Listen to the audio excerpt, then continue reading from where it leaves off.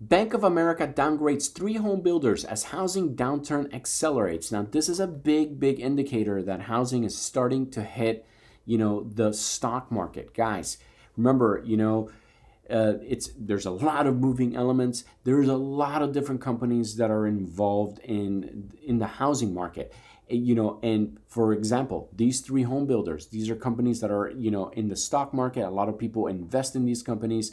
They're in a lot of people's portfolios, right? Now, this kind of scares me because if we start seeing companies like Blackstone and these home builders basically going down, that could trigger, a slower growth for the stock market, which could essentially not totally cause panic, but you never know. Okay, you never know. This could be one of the elements, but that brings the stock market down. But we could be seeing, some cracks there too, because like I've said, I think the stock market is really hot right now. So it wouldn't surprise me that it seeing a drop there, and companies like this could be the catalyst. Now check this out. So as we know, construction has been pulled back, right? And basically this article outlines that because they halted productions because basically labor is too expensive, materials are too expensive, and the land is too expensive. Builders have said, hey, stop. We're not going to build more houses under these conditions because we're not in the business of losing money. We're in the business of making money.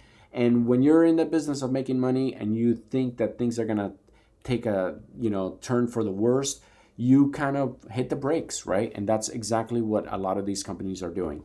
It's a sign. It's not a sign. Okay, so here's the deal.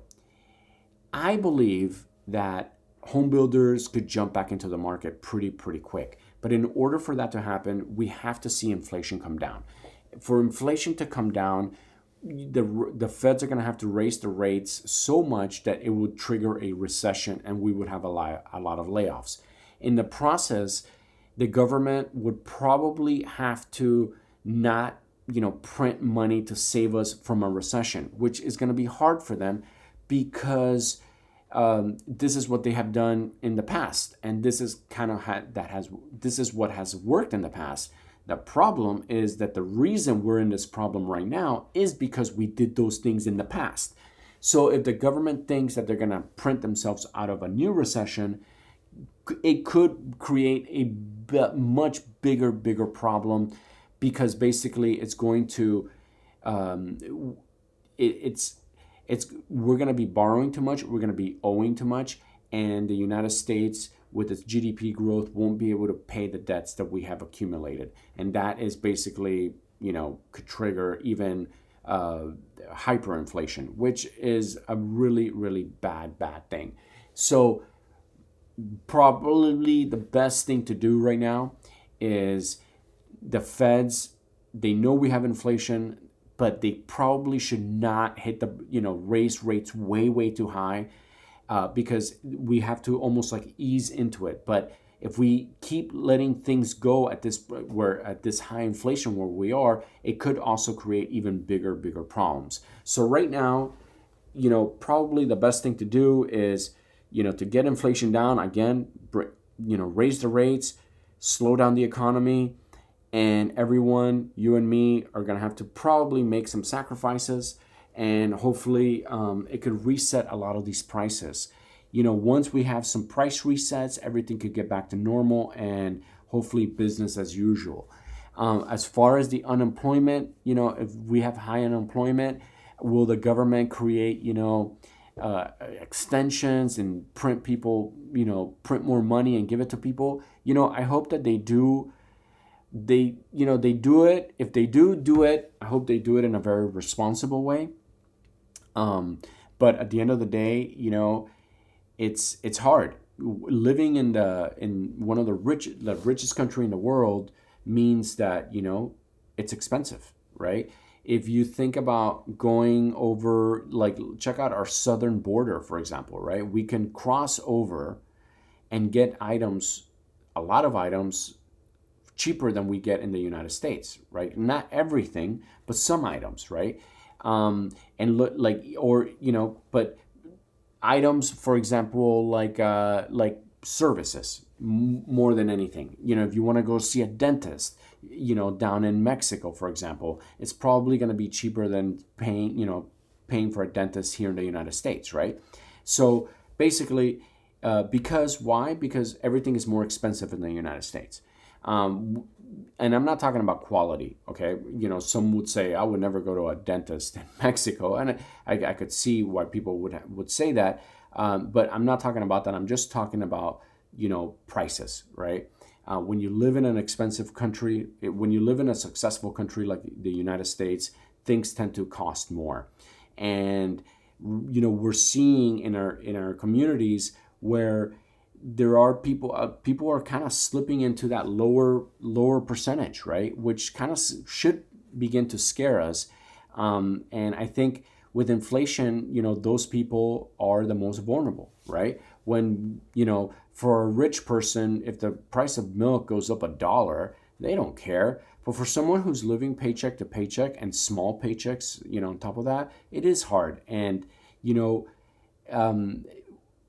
a lot of people might say, hey, you know, well, that's not my problem or whatever. But the thing is that when you look at the whole economy as a whole, we're all in it together. And if we all need to succeed, right? And in order for that to happen, basically, we need to work hard, and we need to pay, you know, to live below our means as much as possible, especially during hard times, you know, when we have high inflation, right?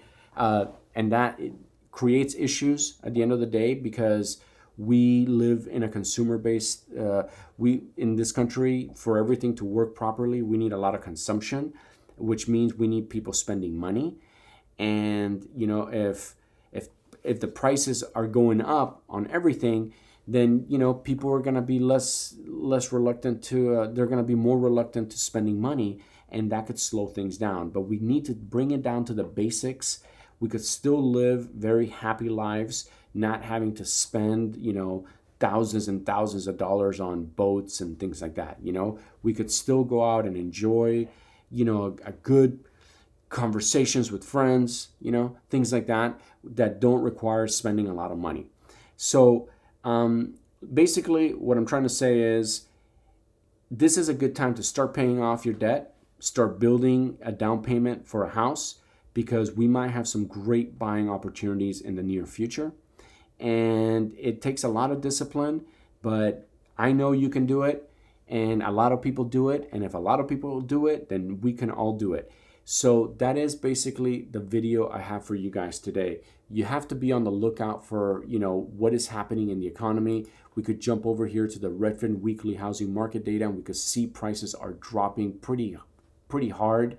And this is a great sign for anyone buying a house. But I would say, you know, in my opinion, you just got to wait it out a little bit, okay? Because I think it's going to come down even harder, even more. But we're just going to have to monitor that. Now, I'm going to go ahead and finish this video. Now, I kind of went off on a tangent there for a little bit, but you know what? It's all good. I hope you guys enjoyed it. Now, I just want to say a big thank you to everyone who's been watching my videos, commenting on my videos, liking my videos. Guys, thank you guys, you know, so much. It really does mean a lot to me. And if you're new to my channel and you like what I have to say, please don't forget to smash that subscribe button and go ahead and like and leave a comment. Again, thank you guys so much for watching. I love you guys, and I'll see you on the next video.